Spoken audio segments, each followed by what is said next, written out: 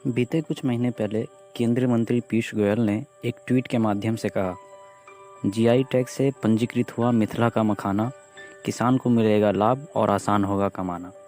बिहार के मिथिला से प्रत्येक वर्ष 80 से 90% मखाना उत्पादित किया जाता है।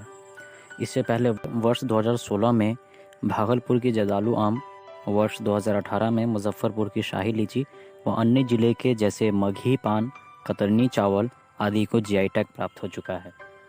तो आइए जानने का प्रयास करते हैं, क्या है जीआई टैग, किन वस्तुओं को दिया जाता है जीआई टैग, क्या है जीआई टैग के लाभ और अब तक बिहार की कितनी वस्तुओं को मिल चुका है जीआई टैग। क्या है जीआई टैग?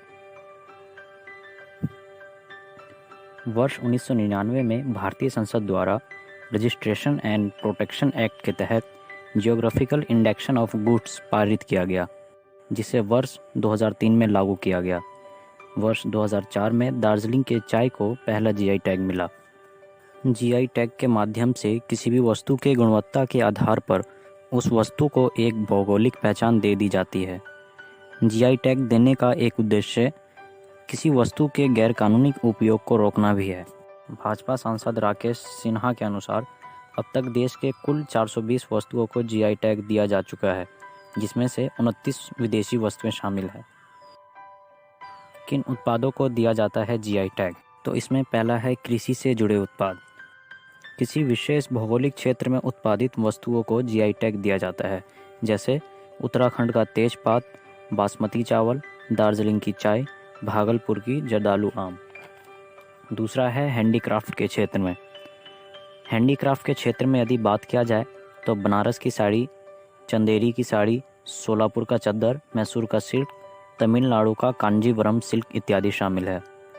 वहीं अगर खाद्य सामग्री की बात करें तो इसमें बीकानेर की भुजिया, तेलंगाना यानी हैदराबाद की हलीम, पश्चिम बंगाल का रसगुल्ला इत्यादि शामिल है। वहीं बिहार की बात करें तो बिहार के कुल 11 वस्तुओं को जीआई टैग मिला है। हस्तशिल्प क्षेत्र में बात किया जाए तो मंजूसा कला, सुजनी कढ़ाई, एपिक वर्क, सिक्की घास के उत्पाद, भागलपुर का सिल्क, मधुमनी पेंटिंग। वहीं खाद्य सामग्री की बात किया जाए तो इसमें सिर्फ सिलाव का खाजा शामिल है। कृषि क्षेत्र में मगही पान, कतरनी चावल, शाही लीची, जर्दालू आम और हाल ही में मिथिला के मखाना को कृषि क्षेत्र के अंतर्गत जीआई टैग प्राप्त हुआ है। कैसे मिलता है जीआई टैग? कोई भी कलेक्टिव बॉडी या उत्पाद को बनाने वाली एसोसिएशन चेन्नई स्थित जीआई डेटाबेस में अप्लाई कर सकती है। इसके पूर्ण जांच पड़ताल के बाद प्रोडक्ट की सभी मानकों पर खड़ा उतरने पर जीआई टैग प्रदान किया जाता है। इसकी वैलिडिटी 10 वर्षों तक रहती है। इसके पश्चात पुनः रिन्यू करवाना पड़ता है। जीआई टैग के लाभ। जीआई टैग इस बात को सुनिश्चित करता है कि किसी भी वस्तु का गैरकानूनी रूप से प्रयोग न किया जा सके।